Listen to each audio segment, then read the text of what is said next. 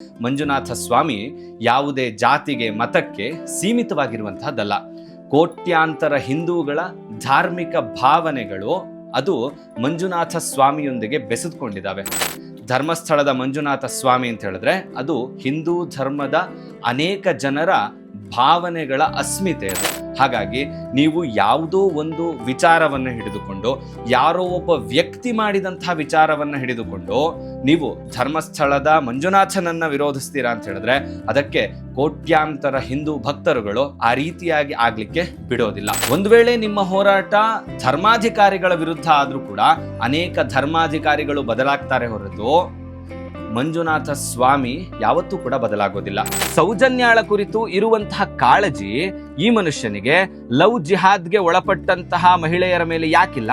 ಅನೇಕ ಜನ ಹುಡುಗಿಯರು ಲವ್ ಜಿಹಾದ್ಗೆ ಒಳಪಟ್ಟಾದ್ಮೇಲೆ ಎಷ್ಟೋ ಜನ ಸೂಟ್ ಕೇಸ್ಗಳಲ್ಲಿ ಹೆಣವಾಗಿ ಪತ್ತೆಯಾಗಿದ್ದಾರೆ, ಎಷ್ಟೋ ರೈಲ್ವೆ ಟ್ರ್ಯಾಕ್ಗಳ ಮೇಲೆ ಹೆಣವಾಗಿ ಪತ್ತೆಯಾಗಿದ್ದಾರೆ. ಅವ್ರಗಳ ಮೇಲೆ ಯಾಕೆ ಈ ಮನುಷ್ಯನ ವಿಡಿಯೋ ಇಲ್ಲ?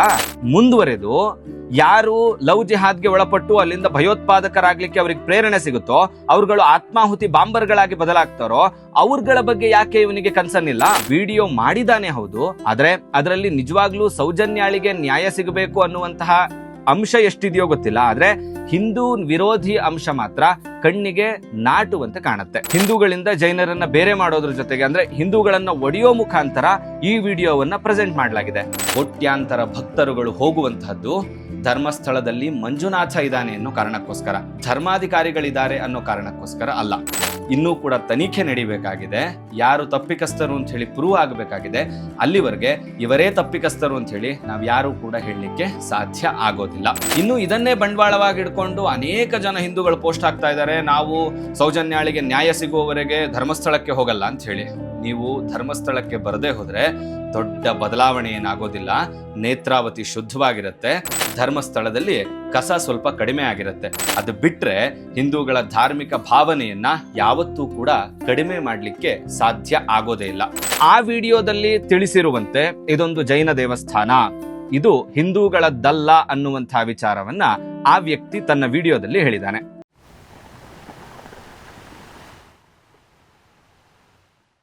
ಎಲ್ರಿಗೂ ನಮಸ್ಕಾರ. ವಾರಿಧಿ ಯೂಟ್ಯೂಬ್ ಚಾನಲ್ಗೆ ತಮ್ಗೆಲ್ರಿಗೂ ಕೂಡ ಆತ್ಮೀಯವಾದಂತಹ ಸ್ವಾಗತ. ನಾನು ಶಶಾಂಕ ಹಿಂದೂ. ವಾಣಿಂ ವಂದೇ ವಿಭೂತಯೇ. ಈ ವಿಡಿಯೋದ ವಿಚಾರ ಏನು ಅಂತ ಹೇಳಿ ನಿಮ್ಗೆಲ್ಲರಿಗೂ ಕೂಡ ತಮ್ಮ ನೋಡೇ ಗೊತ್ತಾಗಿರುತ್ತೆ.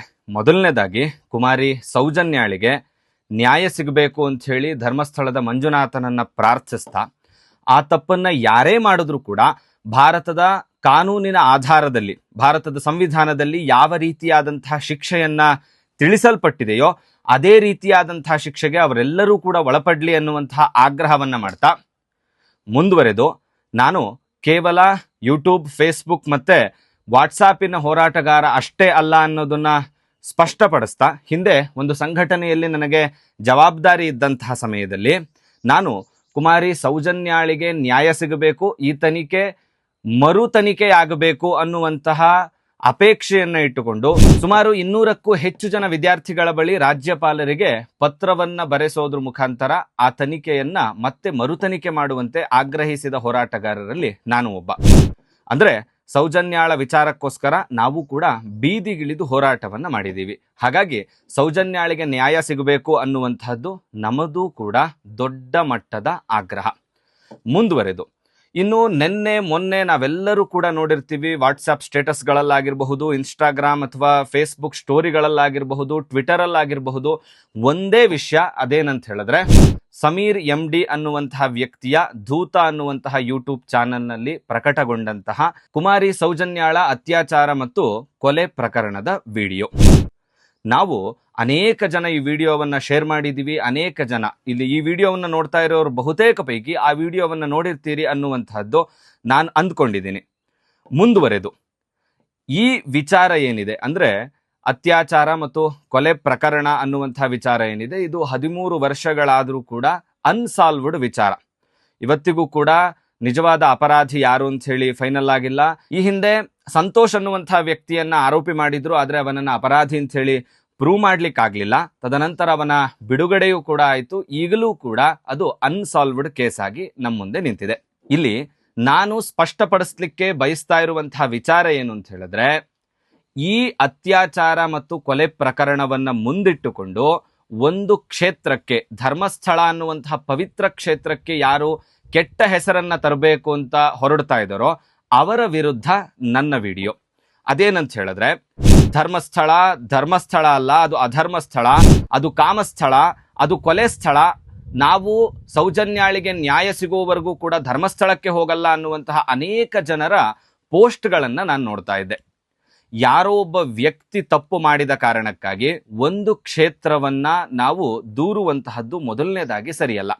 ಇನ್ನು ಎರಡನೆಯದಾಗಿ ಅನೇಕ ಜನರ ಪೋಸ್ಟ್ ಏನಿತ್ತು ಅಂತ ಹೇಳಿದ್ರೆ, ಸಮೀರ್ MD ಅವರ ಈ ವಿಡಿಯೋ ನೋಡಿದ್ಮೇಲೆ ನಮ್ಮ ಎದೆಯಲ್ಲಿ ಬೆಂಕಿ ಉರಿಯುತ್ತೆ ಅಂತ ಹೇಳಿ ಪೋಸ್ಟ್ಗಳನ್ನು ಹಾಕೊಂಡಿದ್ರು. ಅದೇ ವ್ಯಕ್ತಿ ತನ್ನ ವಿಡಿಯೋದಲ್ಲಿ ಎಲ್ಲ ಹಿಂದೂ ದೇವಸ್ಥಾನಗಳು ಗವರ್ನಮೆಂಟ್ಗೆ ಸೇರಬೇಕು ಅಂತ ಹೇಳಿ ಕೇಂದ್ರ ಸರ್ಕಾರ ಆದೇಶವನ್ನ ಮಾಡಿತ್ತು ಅಂತ ಹೇಳಿ ಹೇಳದಂತಹ ಸಮಯದಲ್ಲಿ ಎಷ್ಟು ಜನ ಹಿಂದೂಗಳಿಗೆ ಎದೆಯಲ್ಲಿ ಬೆಂಕಿ ಉರಿದಿತ್ತೋ ಗೊತ್ತಿಲ್ಲ. ಮುಂದುವರೆದು ಒಂದು ವೇಳೆ ಅದೇನಾದ್ರೂ ಗವರ್ನಮೆಂಟ್ ಪಾಲ್ ಆಗಿದ್ದಿದ್ರೆ ಇವತ್ತಿಗೆ ಧರ್ಮಸ್ಥಳದ ಪರಿಸ್ಥಿತಿ ಹೇಗಿತ್ತು ಒಂದ್ಸಲಿ ಅಂದಾಜ್ ಮಾಡ್ಕೊಳ್ಳಿ.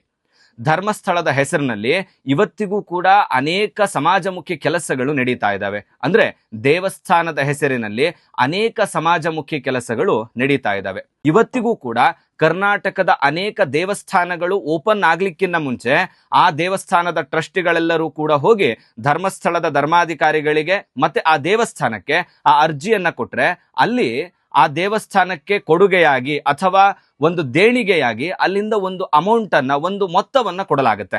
ಅದಲ್ಲದೆ ಎಷ್ಟೋ ಗ್ರಾಮಗಳಲ್ಲಿ ಕಿರು ಸಾಲಗಳನ್ನ ಕೊಡೋದ್ರ ಮುಖಾಂತರ ಮಹಿಳೆಯರಿಗೆ ಆಸರೆಯಾಗಿದೆ. ಅಷ್ಟೇ ಅಲ್ಲದೆ ಎಷ್ಟೋ ಗ್ರಾಮಗಳ ಕೆರೆಯ ಹೂಳುಗಳನ್ನ ಎತ್ಸೋದ್ರ ಮುಖಾಂತರ ಮುಂದುವರೆದು ಅನೇಕ ಸಮಾಜಮುಖಿ ಕೆಲಸಗಳನ್ನ ಧರ್ಮಸ್ಥಳದ ದೇವಸ್ಥಾನದ ಟ್ರಸ್ಟ್ ಮಾಡ್ತಾ ಬಂದಿದೆ. ಇನ್ನು ಆ ವಿಡಿಯೋದಲ್ಲಿ ತಿಳಿಸಿರುವಂತೆ ಇದೊಂದು ಜೈನ ದೇವಸ್ಥಾನ, ಇದು ಹಿಂದೂಗಳದ್ದಲ್ಲ ಅನ್ನುವಂತಹ ವಿಚಾರವನ್ನ ಆ ವ್ಯಕ್ತಿ ತನ್ನ ವಿಡಿಯೋದಲ್ಲಿ ಹೇಳಿದ್ದಾನೆ. ಹಿಂದೂಗಳಲ್ಲಿ ಜೈನರು ಕೂಡ ಒಬ್ರು. ಜೈನರು ಹಿಂದೂಗಳಿಂದ ಹೊರತಾಗಿರುವಂಥವರಲ್ಲ. ನಮ್ಮಲ್ಲಿ ಜೈನರು, ಸಿಖ್ಖರು, ಬೌದ್ಧರು, ಚಾರ್ವಾಕರು ಎಲ್ಲರೂ ಕೂಡ ಇದ್ದಾರೆ. ಅಂದ್ರೆ ಲಿಂಗಾಯತರು ಅಥವಾ ಬ್ರಾಹ್ಮಣರು ಹಿಂದೂಗಳಿಂದ ಹೊರತಾಗಿರುವಂಥವ್ರಲ್ಲ. ಆ ರೀತಿಯಾದಂತಹ ಒಂದು ಪಂಥ, ಒಂದು ಅನುಸರಿಸುವಂತಹ ವಿಧಾನ ಬೇರೆ ಇರುತ್ತೆ ಹೊರತು ಅದು ಬೇರೆ ಅಂತ ಹೇಳಲಿಕ್ಕೆ ಸಾಧ್ಯ ಇಲ್ಲ. ಅದಕ್ಕೆ ಪೂರ್ವಕವಾಗಿ ನಾವು ಐಕ್ಯಮಂತ್ರದ ಈ ಪ್ಯಾರವನ್ನ ನೋಡಬಹುದು. ಶೈವಾಯಮೀಶಂ ಶಿವಯಿತ್ಯವೋಚನ್ ಯಂ ವೈಷ್ಣವ ವಿಷ್ಣುರಿತಿ ಸ್ತುವಂತಿ ಬುದ್ಧಸ್ತತಾರ್ಹನ್ನಿತಿ ಬೌದ್ಧ ಜೈನಾಹ ಸಚ್ಶ್ರೀ ಅಕಾಲೇತಿ ಚ ಸಿಖ ಸಂತಹ. ಅಂದ್ರೆ ಶಿವ ಒಬ್ಬನೇ ಅಥವಾ ಪರಮಾತ್ಮ ಒಬ್ಬನೇ, ಆದ್ರೆ ಬೇರೆ ಬೇರೆ ಅನುಯಾಯಿಗಳು, ಬೇರೆ ಬೇರೆ ಪಂಥದವರು ಬೇರೆ ಬೇರೆ ಹೆಸರಿನಲ್ಲಿ ಶಿವನನ್ನ ಅಥವಾ ಪರಮಾತ್ಮನನ್ನ ಆರಾಧನೆ ಮಾಡ್ತಾರೆ ಅಂತ ಹೇಳಿ ಈ ಐಕ್ಯ ಮಂತ್ರದ ಪ್ಯಾರಾದ ಅರ್ಥ. ಇನ್ನು ಈ ವಿಡಿಯೋ ಮಾಡಿರುವಂತಹ ಸಮೀರ್ ಅನ್ನುವಂತಹ ವ್ಯಕ್ತಿಯ ಆ ಪೇಜ್ ಅನ್ನ ನೋಡಿದ್ರೆ ನಿಮ್ಗೆಲ್ಲರಿಗೂ ಗೊತ್ತಾಗುತ್ತೆ. ಧೂತ ಅನ್ನುವಂತಹ ಯೂಟ್ಯೂಬ್ ಚಾನಲ್ ಅನ್ನ ನೋಡಿದ್ರೆ ನಿಮ್ಗೆಲ್ಲರಿಗೂ ಗೊತ್ತಾಗುತ್ತೆ. ಈ ಹಿಂದೆ ಕೂಡ ಹಿಂದೂ ವಿರೋಧಿ ಅನೇಕ ವಿಡಿಯೋಗಳನ್ನ ಆ ಮನುಷ್ಯ ಮಾಡಿದ್ದಾನೆ. ಅಂದ್ರೆ ಚಕ್ರವರ್ತಿ ಟಾಕ್ಸಿಕ್ ಅನ್ನುವಂತಹ ಚಕ್ರವರ್ತಿ ಸೂಲಿಬೆಲೆಯ ವಿರುದ್ಧದ ವಿಚಾರಗಳನ್ನ ವಿಡಿಯೋ ಮಾಡೋದ್ರ ಜೊತೆಗೆ ಮುತ್ಯಗಳ ಬಂಡವಾಳವನ್ನ ಬಯಲು ಮಾಡ್ತೀನಿ ಅನ್ನುವಂತಹ ವಿಡಿಯೋವನ್ನು ಕೂಡ ಮಾಡಿದ್ದಾರೆ. ಅಂದ್ರೆ ಇತ್ತೀಚೆಗೆ ಉತ್ತರ ಭಾರತದಲ್ಲಿ ಮುತ್ಯಗಳ ಸಂಖ್ಯೆ, ಅಂದ್ರೆ ನಾವೇನಿಲ್ಲಿ ಅವಧೂತರು ಅಂತ ಕರಿತೀವೋ ಆ ರೀತಿ ಉತ್ತರ ಕರ್ನಾಟಕದಲ್ಲಿ ಮುತ್ಯಗಳು ಅಂತ ಕರೀತಾರೆ, ಅವರ ಸಂಖ್ಯೆ ಹೆಚ್ಚಾಗಿದೆ. ಹಾಗಾಗಿ ಅವರೆಲ್ಲ ದೊಡ್ಡ ದೊಡ್ಡ ಬಿಸ್ನೆಸ್ ಮ್ಯಾನ್ಗಳು ಅನ್ನುವಂತಹ ವಿಚಾರಗಳನ್ನ ವಿಡಿಯೋ ಮಾಡೋದ್ರ ಮುಖಾಂತರ ತನ್ನ ಹಿಂದೂ ವಿರೋಧಿ ನಿಲುವನ್ನ ಅಲ್ಲೇ ತೋರಿಸಿದ್ದಾನೆ. ಈ ರೀತಿಯಾದಂತಹ ವ್ಯಕ್ತಿ ಸೌಜನ್ಯಾಳಿಗೆ ನ್ಯಾಯ ಸಿಗಬೇಕು ಅಂತ ಹೇಳಿ ವಿಡಿಯೋ ಮಾಡಿದಾನೆ ಹೌದು, ಆದ್ರೆ ಅದರಲ್ಲಿ ನಿಜವಾಗ್ಲೂ ಸೌಜನ್ಯಾಳಿಗೆ ನ್ಯಾಯ ಸಿಗಬೇಕು ಅನ್ನುವಂತಹ ಅಂಶ ಎಷ್ಟಿದೆಯೋ ಗೊತ್ತಿಲ್ಲ, ಆದ್ರೆ ಹಿಂದೂ ವಿರೋಧಿ ಅಂಶ ಮಾತ್ರ ಕಣ್ಣಿಗೆ ನಾಟುವಂತೆ ಕಾಣುತ್ತೆ. ಅಂದ್ರೆ ಅದರಲ್ಲಿ ಆ ವಿಡಿಯೋ ಶುರುವಾಗುವಂತಹದ್ದೇ ಇಲ್ಲಿ ಗೌಡ್ರು ಕುಟುಂಬ ದೊಡ್ಡ ದೇವಸ್ಥಾನವನ್ನ ನಡೆಸೋದ್ರ ಜೊತೆಗೆ ಕೋಟ್ಯಾಂತರ ರೂಪಾಯಿಯ ಶಾಲಾ ಕಾಲೇಜುಗಳನ್ನ, ವೈದ್ಯಕೀಯ ಕಾಲೇಜುಗಳನ್ನ, ಇಂಜಿನಿಯರಿಂಗ್ ಕಾಲೇಜುಗಳನ್ನ ಓಪನ್ ಮಾಡಿದೆ ಅನ್ನೋದ್ರ ಮುಖಾಂತರನೇ ವಿಡಿಯೋ ಆರಂಭ ಆಗುತ್ತೆ. ಮುಂದುವರೆದು ಹಿಂದೂಗಳು ಬೇರೆ ಜೈನರು ಬೇರೆ ಅನ್ನುವಂತಹ ಅಂಶವನ್ನ ನಮ್ಮ ಮುಂದೆ ಇಡೋದ್ರ ಜೊತೆಗೆ ಹಿಂದೂಗಳಿಂದ ಜೈನರನ್ನ ಬೇರೆ ಮಾಡೋದ್ರ ಜೊತೆಗೆ, ಅಂದ್ರೆ ಹಿಂದೂಗಳನ್ನ ಒಡೆಯೋ ಮುಖಾಂತರ ಈ ವಿಡಿಯೋವನ್ನ ಪ್ರೆಸೆಂಟ್ ಮಾಡಲಾಗಿದೆ. ಸೌಜನ್ಯಾಳ ಕುರಿತು ಇರುವಂತಹ ಕಾಳಜಿ ಈ ಮನುಷ್ಯನಿಗೆ ಲವ್ ಜಿಹಾದ್ಗೆ ಒಳಪಟ್ಟಂತಹ ಮಹಿಳೆಯರ ಮೇಲೆ ಯಾಕಿಲ್ಲ? ಅನೇಕ ಜನ ಹುಡುಗಿಯರು ಲವ್ ಜಿಹಾದ್ಗೆ ಒಳಪಟ್ಟಾದ್ಮೇಲೆ ಎಷ್ಟೋ ಜನ ಸೂಟ್ಕೇಸ್ಗಳಲ್ಲಿ ಹೆಣವಾಗಿ ಪತ್ತೆಯಾಗಿದ್ದಾರೆ, ಎಷ್ಟೋ ರೈಲ್ವೆ ಟ್ರ್ಯಾಕ್ಗಳ ಮೇಲೆ ಹೆಣವಾಗಿ ಪತ್ತೆಯಾಗಿದ್ದಾರೆ. ಅವ್ರಗಳ ಮೇಲೆ ಯಾಕೆ ಈ ಮನುಷ್ಯನ ವಿಡಿಯೋ ಇಲ್ಲ? ಮುಂದುವರೆದು ಯಾರು ಲವ್ ಜಿಹಾದ್ಗೆ ಒಳಪಟ್ಟು ಅಲ್ಲಿಂದ ಭಯೋತ್ಪಾದಕರಾಗ್ಲಿಕ್ಕೆ ಅವ್ರಿಗೆ ಪ್ರೇರಣೆ ಸಿಗುತ್ತೋ, ಅವ್ರುಗಳು ಆತ್ಮಾಹುತಿ ಬಾಂಬರ್ಗಳಾಗಿ ಬದಲಾಗ್ತಾರೋ, ಅವ್ರಗಳ ಬಗ್ಗೆ ಯಾಕೆ ಇವನಿಗೆ ಕನ್ಸರ್ನ್ ಇಲ್ಲ? ಗೋರಖ್ಪುರದಲ್ಲಿ ರೆಹಮಾನ್ ಅಲಿ ಎನ್ನುವಂತಹ ಒಬ್ಬ ಮದರಸಾದ ಶಿಕ್ಷಕ 14 ವರ್ಷದ ಹುಡುಗಿಯ ಮೇಲೆ, ಬಾಲಕಿಯ ಮೇಲೆ ಅತ್ಯಾಚಾರವನ್ನ ಮಾಡಿದ್ನಲ್ಲ, ಅವ್ರ ಬಗ್ಗೆ ಯಾಕೆ ಇವನ ವಿಡಿಯೋ ಇಲ್ಲ? ಉತ್ತರಾಖಂಡ್ನಲ್ಲಿ ಒಬ್ಬ ಮದರಸಾದ ಮೌಲ್ವಿ, ಆತ ಲೈಂಗಿಕ ವಿಡಿಯೋಗಳನ್ನ ವಿದ್ಯಾರ್ಥಿನಿಯರಿಗೆ, ಅಲ್ಲಿರುವಂತಹ ಬಾಲಕಿಯರಿಗೆ ತೋರಿಸೋದ್ರ ಮುಖಾಂತರ ಅವ್ರ ಮೇಲೆ ನಿರಂತರ ಅತ್ಯಾಚಾರವನ್ನ ಮಾಡ್ತಿದ್ರಲ್ಲ, ಅವನ ಬಗ್ಗೆ ಯಾಕೆ ಇವನ ಯೂಟ್ಯೂಬ್ ಚಾನಲ್ ಅಲ್ಲಿ ವಿಡಿಯೋ ಇಲ್ಲ? ನಾವೆಲ್ಲರೂ ಕೂಡ ಅರ್ಥ ಮಾಡ್ಕೋಬೇಕಾಗಿರೋದು, ಈ ಎಲ್ಲ ಸಂಚುಗಳ ಜೊತೆಗೆ ಹಿಂದೂಗಳನ್ನ ಒಡೆಯುವಂತಹ ಕೆಲಸವನ್ನ ಅನೇಕ ಯೂಟ್ಯೂಬ್ ಚಾನಲ್ಗಳು ಮಾಡ್ತಾ ಇದ್ದಾವೆ. ಇವರಿಗೆಲ್ಲ ಕೂಡ ಪೇಮೆಂಟ್ ಕೂಡ ಅಷ್ಟೇ ಚೆನ್ನಾಗಿ ಬಂದಿರುತ್ತೆ. ನೀವು ನೋಡಬಹುದು, ಈ ಮನುಷ್ಯನ ಈ ವಿಡಿಯೋದ ಹಿಂದಿನ ಸಬ್ಸ್ಕ್ರೈಬರ್ಸ್ಗಳ ಸಂಖ್ಯೆ ಕೇವಲ 64,000. ಮ್ಯಾಕ್ಸಿಮಮ್ ವೀವ್ ಇದ್ದಂತಹದ್ದು ಕೇವಲ 9 ಲಕ್ಷ. ಆದ್ರೆ ಈ ವಿಡಿಯೋ ಬಂದಾದ್ಮೇಲೆ, ನಾನು ಈ ವಿಡಿಯೋವನ್ನ ಮಾಡ್ತಾ ಇರುವಂತಹ ಸಮಯಕ್ಕಾಗ್ಲೇ ಈ ಮನುಷ್ಯನ ಯೂಟ್ಯೂಬಿನ ಸಬ್ಸ್ಕ್ರೈಬರ್ಸ್ಗಳ ಸಂಖ್ಯೆ 2,92,000. ಅಷ್ಟೇ ಅಲ್ಲದೆ ಈ ಮನುಷ್ಯನ ಈ ವಿಡಿಯೋ ಅಂದ್ರೆ ಧರ್ಮಸ್ಥಳದಲ್ಲಿ ಸೌಜನ್ಯಳಿಗಾದ ಅನ್ಯಾಯ ಅನ್ನುವಂತಹ ಈ ವಿಚಾರದ ವಿಡಿಯೋ ಏನಿದೆ, ಇದರ ವ್ಯೂಸ್ ನಾನು ಇವಾಗ ವಿಡಿಯೋ ಮಾಡ್ತಿರುವಂತಹ ಸಮಯದಲ್ಲೇ 33 ಲಕ್ಷ. ಅಂದ್ರೆ ಇದಕ್ಕೆ ಪೂರಕವಾಗಿ ಅನೇಕ ಟ್ರೋಲ್ ಪೇಜ್ಗಳು ಕೂಡ ಕೆಲಸವನ್ನ ಮಾಡ್ತಾ ಇದ್ದಾವೆ. ಇನ್ಸ್ಟಾಗ್ರಾಮ್ ಓಪನ್ ಮಾಡಿದ್ರೆ ಸಾಕು, ಫೇಸ್ಬುಕ್ ಓಪನ್ ಮಾಡಿದ್ರೆ ಸಾಕು, ಅದೇ ಟ್ರೋಲ್ ಪೇಜ್ಗಳ ಈ ಮನುಷ್ಯನ ವಿಡಿಯೋವನ್ನ ನೋಡಿದ್ರೆ ಎದೆಯಲ್ಲಿ ಬೆಂಕಿ ಉರಿಯುತ್ತೆ ಅನ್ನುವಂತಹ ಪೋಸ್ಟ್ ಕಾಣಿಸುತ್ತೆ. ಇದು ಧರ್ಮಸ್ಥಳ ಅಲ್ಲ ಅಧರ್ಮಸ್ಥಳ ಅನ್ನುವಂತಹ ಪೋಸ್ಟ್ ಕಾಣಿಸುತ್ತೆ. ನಮಗೆ ಸೌಜನ್ಯಾಳಿಗೆ ನ್ಯಾಯ ಸಿಗೋವರೆಗೆ ನಾವು ಧರ್ಮಸ್ಥಳಕ್ಕೆ ಹೋಗಲ್ಲ ಅನ್ನುವಂತಹ ಪೋಸ್ಟ್ಗಳು ಕಾಣಿಸುತ್ತೆ. ಹಾಗಾದ್ರೆ ಈ ಟ್ರೋಲ್ ಪೇಜ್ಗಳಿಗೆ ಇದನ್ನೆಲ್ಲ ಹಾಕ್ಲಿಕ್ಕೆ ಫಂಡ್ ಅನ್ನ ಕೊಟ್ಟಂಥವ್ರು ಯಾರು? ಧರ್ಮಸ್ಥಳದಲ್ಲಿ ಯಾರೇ ತಪ್ಪು ಮಾಡಿದ್ರು ಕೂಡ ಅವರು ಶಿಕ್ಷೆಗೆ ಅರ್ಹರು. ಆದ್ರೆ ಅದೇ ಹೆಸರಿನಲ್ಲಿ ಧರ್ಮಸ್ಥಳದ ಪಾವಿತ್ರ್ಯತೆಯನ್ನ ಹಾಳು ಮಾಡ್ಲಿಕ್ಕೆ ಹೋದ್ರೆ ಆ ಮಂಜುನಾಥನೇ ಅವರನ್ನ ಸುಮ್ಮನೆ ಬಿಡೋದಿಲ್ಲ. ಇನ್ನ ನನ್ನ ಇನ್ನೊಂದು ಪ್ರಮುಖವಾದಂತಹ ಪ್ರಶ್ನೆ ಇದೆ. ಅದೇನಂತ ಹೇಳಿದ್ರೆ, ಈ ಸಮಾಜದಲ್ಲಿ ದೊಡ್ಡವರು, ದುಡ್ಡಿರುವಂಥವ್ರು ಯಾರಾದ್ರೂ ಕೂಡ ತಾವು ತಪ್ಪನ್ನ ಮಾಡಿ ಕಾನೂನಿಗೆ ದುಡ್ಡನ್ನ ಕೊಟ್ಟು ಕಾನೂನಿನ ಮೇಲೆ ಬಣ್ಣವನ್ನ ಬಳಿಯೋದ್ರ ಮುಖಾಂತರ ತಾವು ಆ ತಪ್ಪಿಂದ ಹೊರಗೆ ಬರ್ತಾರೆ ಅನ್ನೋದಾದ್ರೆ, ಅಂದ್ರೆ ದುಡ್ಡನ್ನ ಖರ್ಚು ಮಾಡಿ ಹೊರಗೆ ಬರ್ತಾರೆ ಅನ್ನೋದಾದ್ರೆ, ನಾವು ದೂಷಿಸಬೇಕಾಗಿರೋದು ದುಡ್ಡು ಇರೋರನ್ನ ಅಥವಾ ನಮ್ಮ ಕಾನೂನನ್ನ? ನೀವೇ ಯೋಚನೆ ಮಾಡಿ. ಕಾನೂನೇ ಈ ರೀತಿಯಾದಂತಹ ಸಡಿಲತೆಯನ್ನ ಬಿಟ್ಕೊಟ್ಟಾದ್ಮೇಲೆ ಯಾರು ತಪ್ಪು ಮಾಡಿರುವಂತಹ ದೊಡ್ಡವರು ಹೆದರ್ಲಿಕ್ಕೆ ಸಾಧ್ಯ ಇದೆ? ಇದನ್ನ ನಾವೆಲ್ಲರೂ ಕೂಡ ಯೋಚನೆ ಮಾಡಬೇಕು. ಹಾಗೆ ನಮ್ಮ ಹಿಂದೂಗಳಲ್ಲೇ ಅನೇಕ ಜನ ಈ ರೀತಿಯಾದಂತಹ ವಿಡಿಯೋವನ್ನ ಶೇರ್ ಮಾಡ್ತಾ ಇದ್ದಾರೆ. ನಾವು ಸೌಜನ್ಯಾಳಿಗೆ ನ್ಯಾಯ ಕೊಡಿಸ್ಬೇಕು ಅನ್ನುವಂತಹ ವಿಚಾರದಿಂದ ಒಂದು ಹೆಜ್ಜೆಯೂ ಕೂಡ ಹಿಂದೆ ಸರಿಯುವಂಥವ್ರಲ್ಲ. ಆದ್ರೆ ಯಾವುದೇ ಕಾರಣಕ್ಕೂ ಈ ರೀತಿಯಾದಂತಹ ವಿಚಾರಗಳನ್ನ, ಅಂದ್ರೆ ಹಿಂದೂ ಧರ್ಮದ ವಿರೋಧಿ ವಿಚಾರಗಳನ್ನ ಸಮರ್ಥನೆ ಮಾಡ್ಕೊಳ್ಳಿಕ್ಕೆ ಸಾಧ್ಯನೇ ಇಲ್ಲ.